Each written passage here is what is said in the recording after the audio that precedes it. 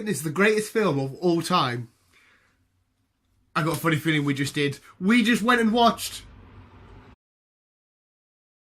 That is right, and this is going to be my review for Guardians of the Galaxy Volume 2. Oh my frigging god. Okay, I've got so much I want to say about this film. But first, let's get down to the actual review. Tell a bit of the story, what went down, how it's going to progress in the MCU. But here's your big spoiler alert. Spoiler warning. Right, okay. I just want to quickly point out, Guardians of the Galaxy do it again. A couple of years ago, if I'd have said to you, Rocket Raccoon, Groot, a couple of other maniacs, you're going to love them, you said, probably not. The world didn't know who these were a few years ago, and now they're just absolutely beloved by everybody. And that is so awesome, because these characters are class. I mean, when I first started reading comics, I didn't go straight to Guardians either. So, I mean, these are not relatively new, but, you know, the world loves these, and it's just, you can't argue why. They're all amazing. Once again, the film starts off with another beautiful starting in big musical epic opening scene. Last time it was Star-Lord, this dude on Morag, Redbone Come and Get Your Love, which is my favourite song of all time now. But this time it was Mr. Blue. They're in a big battle. The big golden lady, Aisha, she's asked the team to come save these batteries from this monster that's coming. So they're doing their thing. Groot plugs in the stereo, and Mr. Blue, I think it's called, comes on, and he's having a dance. There's a big battle going on. You got Star-Lord flying everywhere, Drax flying about, Gamora doing whatever, Rocket flying about shooting stuff, and Groot's just too busy, yay, dancing. Oh, these films are so good at just making you just literally, I don't know about everybody else, I don't know how they felt, but I just felt warm. Like right here, somewhere about here, I felt really warm and thought, oh, yes. The first one did make me go into tears, literally, when Redbone come on. I was in tears. But this one didn't quite make me cry just yet. I did cry later on, but not just yet. But yeah, they win the battle. They go to Isha, and she's like, yeah, thank you. Now, she has got Nebula. She gives them back to Nebula because Gamora wants to go take her in. And Rocket ends up stealing these batteries that they were sent there to protect. So they go off into space. But then Isha sent a fleet out to come get them. And they're like, oh, crap, the Milano's getting shot up like mad because there's loads of people chasing them. But a little dude on a little ship comes and destroys them all, and Rocket's like, who's that? But they do a jump, they land in a forest. The Milano, like I said, it's just shut up, it's destroyed. Rocket's like, did you shoot little dude? I was like, what little dude? And Star-Lord and Rocket kind of having a small bicker at this point, because they were arguing about who should fly the ship. So Milano, Star-Lord's ship, keep off it, Rocket. But then the little dude comes down and he says, oh, look, when I heard about a human that could hold an Infinity Stone, an Infinity Gem, I knew you must be my son. And so I was like, what? And he's like, yeah, I'm Ego, the living planet. I'm Ego, I'm your dad. And Ego, the living planet, I'm used to seeing him like this. Thank God we got like the smallest glimpse ever of him looking like that, because that is a bit corny. We mainly got this. So that was all good stuff. But he says, yeah, come on, take it back to my home planet and I'll show you what the crack is, blah, blah, blah. So he takes Star-Lord, Gamora and Drax to Ego's. He's with Mantis, which is a character he's created to help put him to sleep.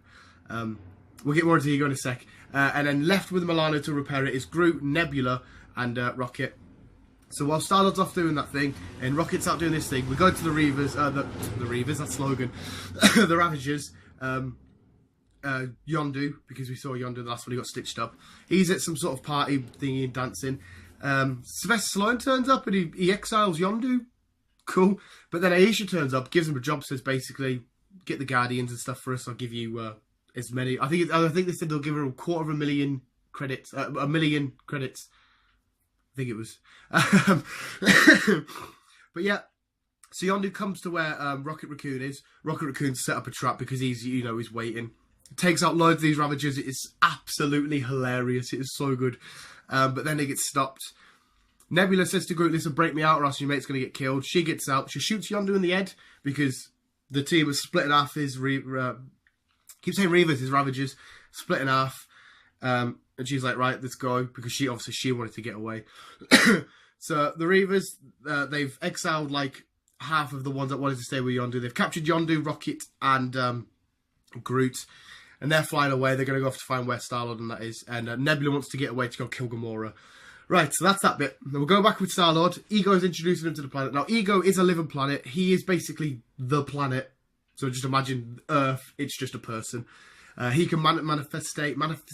Shut up. He can make stuff, plants, all blah, blah, blah. Like, the body that you see is like a manifestation type thing. He can't always stay like that. Now he's explained to Star-Lord his heritage is like you've got the light inside you, which is like a thing to power. You can create and stuff, make more. And I keep coughing. This is just disgusting. But you can create more. But he wants Star-Lord basically because he's had all these other kids on all these other planets and they've all failed. They've never carried the light, but Star-Lord has carried the light. He basically just wants to use him. He brainwashes him, and Gamora knows something's up. Drax is just being Drax. He could be maybe the funniest character in this, which is great. But it all starts kicking off.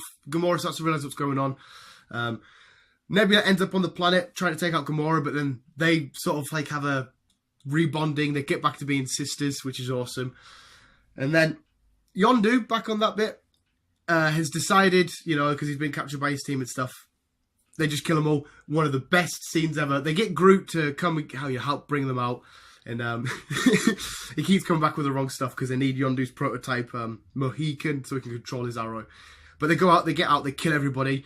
And it's just Yondu left. I can't remember James Gunn's brother's name. Rocket Raccoon and Groot. They go, help save them. And now that big old battle now is taking place on Ego, the different planet. It's all going nuts and crazy on the planet. So Rocket... so throughout most of the film, the team's actually split up. So Rocket, Yondu, and Groot, they come. Nebula's already on the planet now with Star-Lord, Drax, and Mantis and Ego. Having a big battle, but then Aisha, she sends some troops, going around, big battle, fighting, scrapping. They've obviously got to destroy the brain, which is in the core, the centre of the Earth, or Ego. And Star-Lord, he's like, you know, because Ego reveals, you know, he killed his mother, he put the tumour in her brain. Star-Lord's like, right, you killed my mum, shooting him up. He goes crazy, starts to enhance the power of the light, and the team really starts to gel together. You know, Yondu and Nebula, they're all really starting to gel together, work together as a proper team. They're starting to get on the losing edge, and that's when Star-Lord, you know, hits it back. Eventually, blow up Ego. Ego's absolutely gutted. He's just destroyed, gone out of existence, and then. Yondu wants to like sort of sacrifice himself because the team are back on a ship ready to go, and they've got one like jetpack thing left to go up, and he takes Star-Lord up, puts it over him so he can breathe in space, and he dies. And it's like, it is horrible. It is just disgusting. They have a funeral for him on the ship they're on, but the other Reavers that come, the Ravengers that come. Sylvester Stallone's back. They accepted him because they did exile him, but they accepted him. They said he wasn't what we thought he was. They have like a Ravager funeral, and I was bawling at this point. I was absolutely bawling. But yeah, Nebula goes off, does a thing. Yondu's dead. The team's back together as a whole, waiting to find some more stuff to guard against in the galaxy. But that was the review. That's a quick. That was a really, really, really quick rundown. I missed out loads of what happened in there because I don't want to spoil that too much. I want you guys to experience and enjoy it yourself.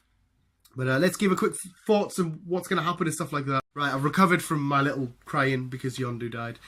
The film itself, I think for me, my favourite my favourite film of all times was Lord of the Rings. Guardians of the Galaxy #1 come out. That was my favourite film. Then Deadpool, that was my favourite film. And now this has just gone back up. Volume 2. It's rare. Chris said it best, Women of Cinema, it's rare that a sequel does better than the first. This one was 20 times better. I know, like, Captain America and then Winter Soldier's probably better than one, but on a bigger scale, this was just mind blown. So yeah, the film, I'd give it straight up 10 out of 10. They did everything right. We had a little romancy bits in there, obviously with Star-Lord and Gamora.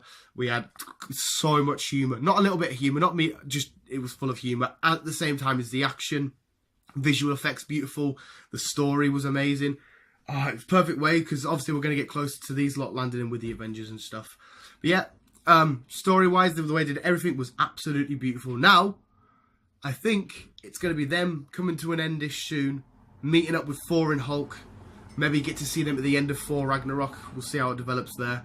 But let's take a look at the post-credit scene. Okay, there was a couple of post-credit scenes, a couple of funny ones. We had Groot growing up. He's sort of like a teenager playing a video game. Star-Lord comes in, he's like, oh, listen, clean up your room, blah, blah, blah. And Groot's like, I ain't Groot, you know, like, snotty teenager type thing.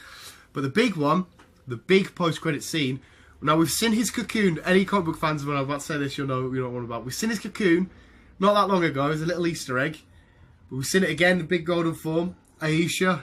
we saw the big reveal of Adam Warlock. Adam Warlock. Anyone doesn't know Adam Warlock? Well, I don't know if they're going to... In this, they probably will, actually, because the way Aisha developed it. It's like Aisha's twin brother. He, the Soul Gem. He's got the Soul Gem. So that's how he's going to envelop it. Thanos obviously wants all the Infinite Gems. His powers and stuff, you know, speed, flight. He can enhance, like, cosmic energy and use all that type of stuff. Really badass character. So, yeah, we got the big reveal of Adam Warlock. He's going to be in... Maybe something else in 4 to do with 4. Maybe... I don't think there's a Guardians 3 before Infinity War. Maybe he'll be in part of Infinity War Part 1. But we'll see how that goes as the story develops and they write more stories and stuff.